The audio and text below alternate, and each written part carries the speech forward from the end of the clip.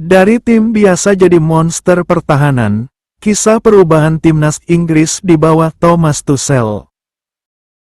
Tahun 2025 ditutup dengan cara yang benar-benar manis untuk timnas Inggris. Bukan hanya menang, bukan cuma lolos, tapi mereka mencatat sesuatu yang bahkan jarang terjadi dalam sejarah sepak bola Eropa. 10 clean sheet beruntun di laga kompetitif. Rekor ini bikin Inggris sejajar dengan Spanyol yang pernah melakukan hal sama hampir satu dekade lalu. Semua itu dipastikan setelah Inggris menang 2-0 atas Albania pada tanggal 17 November tahun 2025. Dua gol Harry Kane, yang seperti biasa tampil sebagai pahlawan, bukan cuma mengantar Inggris meraih kemenangan ke-9, tapi juga memperpanjang rentetan gawang tak tersentuh mereka yang sudah berjalan sejak tahun lalu. Kalau melihat catatan Inggris sepanjang 2025, sebenarnya sulit buat tidak terkesan. Mereka cuma kalah sekali, dan itu pun dalam laga uji coba melawan Senegal. Selain itu, Jude Bellingham dan kawan-kawan tampil seperti mesin yang berjalan tanpa ada bagian yang rusak, terutama di sektor pertahanan. Terakhir kali Inggris kebobolan gol dalam pertandingan kompetitif terjadi pada Oktober tahun 2024. Gol itu dicetak oleh bek Finlandia, Arttu Hoskonen, dalam laga yang akhirnya dimenangkan Inggris 3-1. Sejak saat itu, gawang Inggris seperti dipagari oleh dinding yang tidak bisa ditembus apapun. Yang membuat rekor ini makin keren adalah fakta simpel tapi luar biasa, Inggris tidak cuma kuat, tapi sangat efisien. Dalam 10 pertandingan kompetitif terakhir, Inggris mencetak 30 gol dan tidak kebobolan satupun.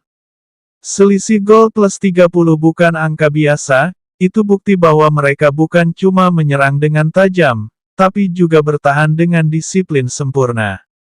Yang paling menarik, kerja dua kiper Inggris sepanjang periode itu sebenarnya terlalu santai untuk sebuah rekor besar. Jordan Pickford tampil dalam 9 pertandingan, dan hanya butuh melakukan 9 penyelamatan.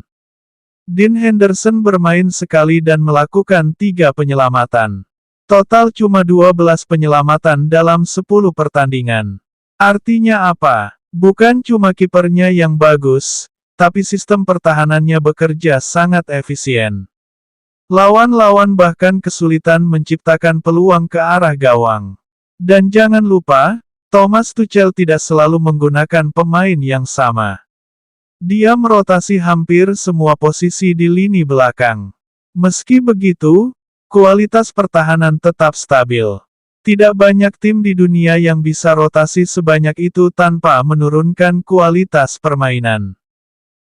Dengan clean sheet ke-10 ini, Inggris kini berdiri sejajar dengan Spanyol tahun 2014 sampai tahun 2016. Satu clean sheet lagi di laga kompetitif berikutnya, dan Inggris resmi memecahkan rekor Eropa tersebut.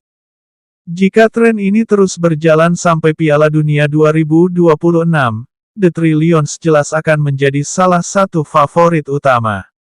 Tapi pertanyaannya, apa sebenarnya yang membuat Inggris berubah sedrastis ini? Jawabannya ada di tangan pelatih mereka, Thomas Tuchel. Tuchel tidak hanya datang ke Inggris untuk melatih. Ia datang membawa identitas baru, sesuatu yang ia sebut sebagai tim England. Konsep ini dibangun dengan 3 fondasi utama: energi, keberanian, dan agresivitas terukur. Artinya Inggris tidak lagi tampil terlalu hati-hati atau bermain dengan ritme lambat seperti era sebelumnya. Kini mereka lebih direct, lebih progresif, dan selalu menekan lawan dengan intensitas tinggi. Mereka ingin cepat merebut bola, cepat menyerang, dan cepat mengambil keputusan. Perubahan taktik ini sangat terasa dalam setiap pertandingan. Inggris bermain dengan tempo yang lebih efektif dibanding beberapa tahun terakhir. Jalannya bola rapi, serangannya cair, dan semua pemain tampak mengerti apa yang mereka lakukan. Tapi bukan cuma soal taktik. Tuchel juga mengubah budaya internal tim. Ia menghapus hierarki berdasarkan reputasi.